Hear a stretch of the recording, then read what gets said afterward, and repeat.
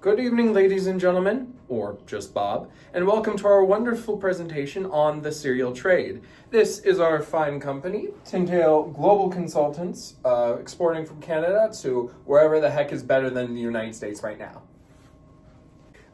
In this presentation, we will be going over the trade products, our cereal grains, the country choices that we're choosing between, the different policies between one and the other.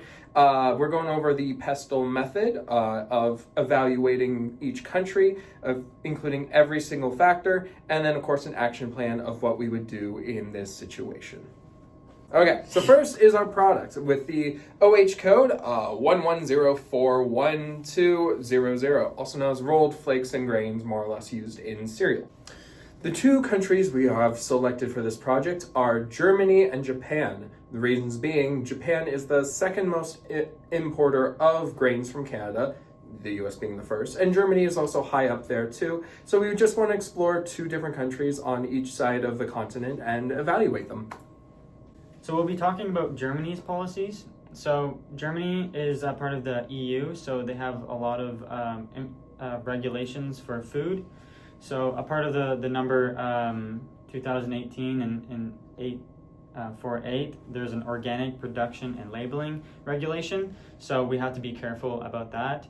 And then there's also the CETA, which is the relation between Canada and the EU, and that allows zero tariffs from between Canada oats and to Germany. And then there's also, again, like I said, with the labeling, there's some labeling rules, like either the language that has to be transferred into German, or also the packaging has to be recyclable. And then also for the customs of clearance, they need to go through a certain sanitary process to transfer over to Germany.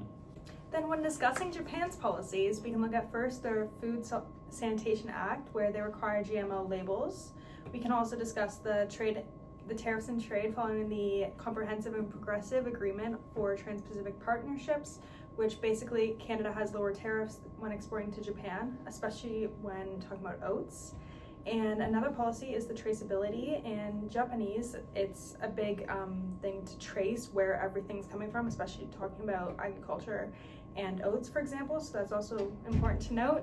And customer preference, Japanese people usually prefer healthy organic foods like oats, so that's also a great reason as to why we're looking at this economy. And so we move on to our next section of PESTEL, or pestle, starting with the first section, political. Going to Germany first. Both countries have active cooperation on the international stage. They have a very healthy trade and investment relationships. That means they don't beef with each other. That's good in itself. But also, they're both members of NATO, the North Atlantic Treaty Organization, one of the longer-standing organizations formed after World War II. Because of that, they have close ties. In addition, they are both part of the G7 and the G20, meaning they're countries that are rich and they know what they're doing. And then, of course, there's the politics of Japan. Of course, Canada and Japan diplomatic relations have been in place since 1928, when Japan first established a diplomatic office in Canada. Mind you, these diplomatic relationships were broken during World War II for reasons, but they were eventually fixed, and currently today they're going strong. All water under the bridge. Of course, Japan and Canada are also members of the G7, both wealthy countries, and they are also involved in the Comprehensive and Progressive Agreement for Trans-Pacific Partnership, or the CPTPP. So already in terms of politics, they're in good standing. So we're going to talk about the economical side of Germany. So first, Germany has a very strong economy with agricultural imports and is the largest economy in Europe at 4.46 trillion GDP in 2023.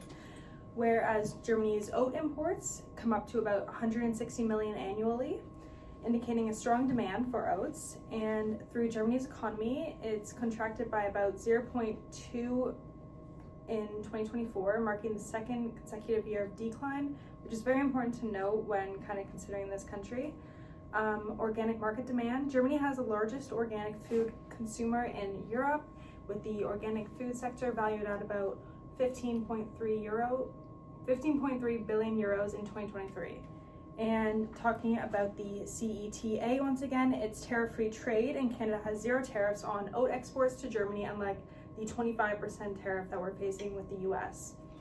Now, when looking at Japan's economical side, we can look at the Trans-Pacific Partnership, as we already discussed, where both Canada and Japan are members, and that eliminates or reduces tariffs on agricultural exports, making trade more cost-effective when compared to the US 25% tariffs.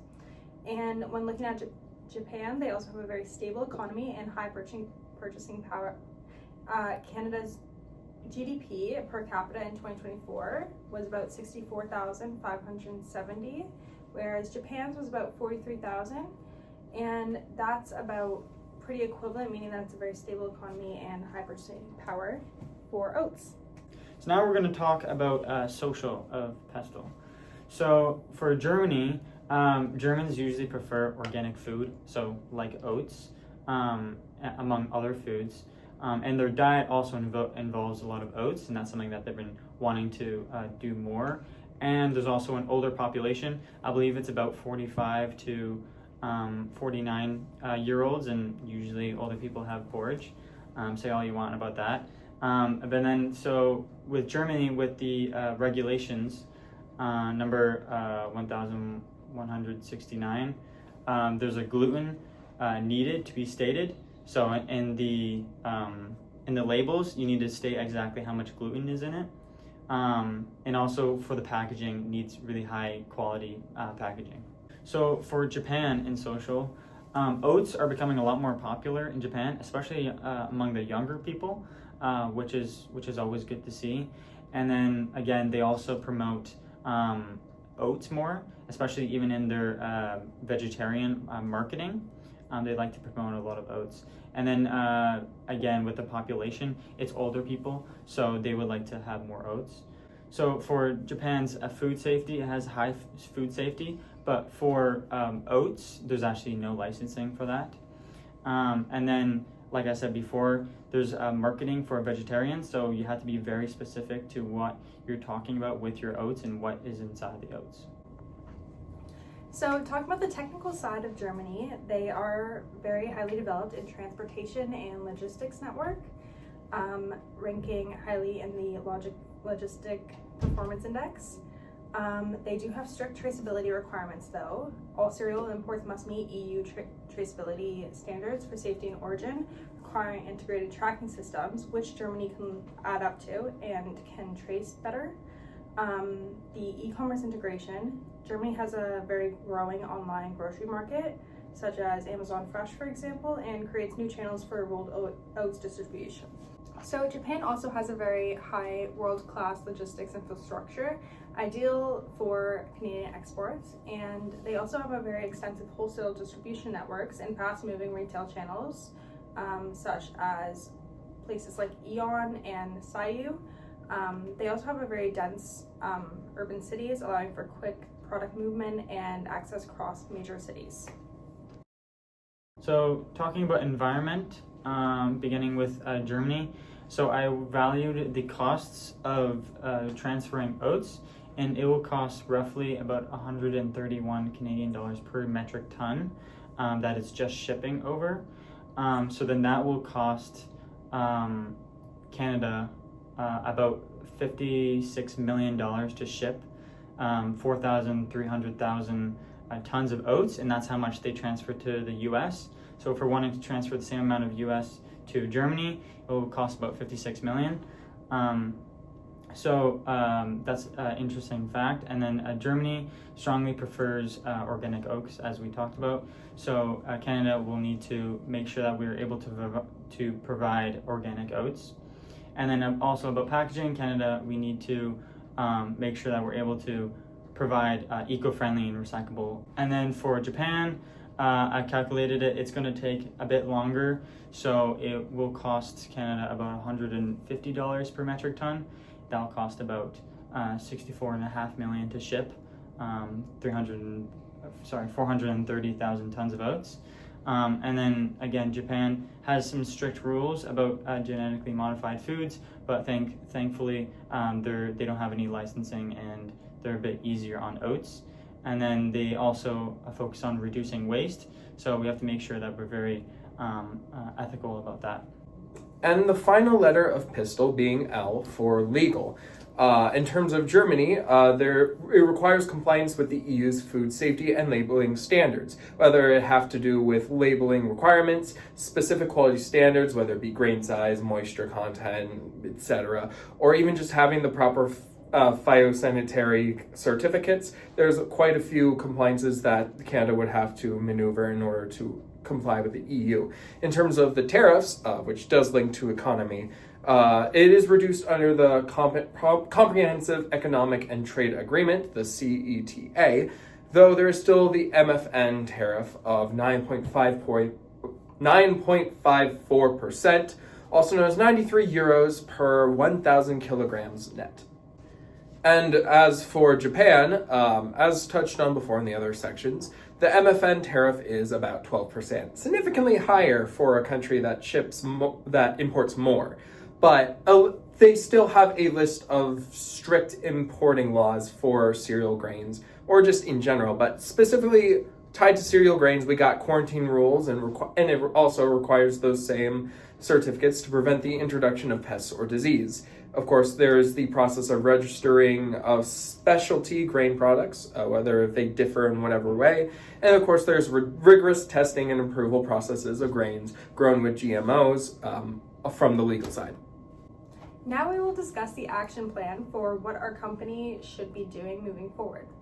First, we'll finalize the oat packaging to meet both Germany's eco requirements and Japan's safety rules. Then we will target Germany's organic food processors and Japan's urban distributions. Next, we will leverage trade agreements such as the CETA and the CPTPP to reduce cost barriers that we are currently facing. And next, we will monitor the quota limits for Japan and adapt volumes accordingly. Finally, we will explore FDI options in both regions and expand long-term market presence. So at the end of the expansion plan, we have talking about the FDI. So we have agreed that we're going to partner with Japan because Japan has more of a demand for oats. And so we're thinking we're going to start with partnering with a Japanese company called Nippon Food Manufacturer. They are the largest manufacturing of oats in Japan. So they usually import about 12,000 tons of oats per year from all around the world, including us. But we would like to solely have just us give them the oats, and we're going to give them lots of oats. So hopefully they can sell more because the market is growing more. So we're going to start with about 50,000 tons of oats to them in the first year. And hopefully by the third year, we'll be able to sell them about 150,000 tons. So the price for the 50,000 tons is we're going to give them about $60 million. And I've calculated how much it's going to cost us. It'll cost us about $7.5 million. And then with farming the oats, it will cost us around $30 million. So that's $37.5 million in total. And we're receiving 60 million, so we'll be making 12.5 million, and each of us, the three partners, will be making about 4.16 million. So we're really happy with that. And Nippon is able to sell that 50,000 tons at about $2 per kilogram, and that'll make them about $90 million. So then they're making 40, but they may pay about 20 million in expenses. So we're both making money, and we think this is just a great way for Canada to export and help Japan. Thank you so much for watching. And here's the links if you want them. Have a good one.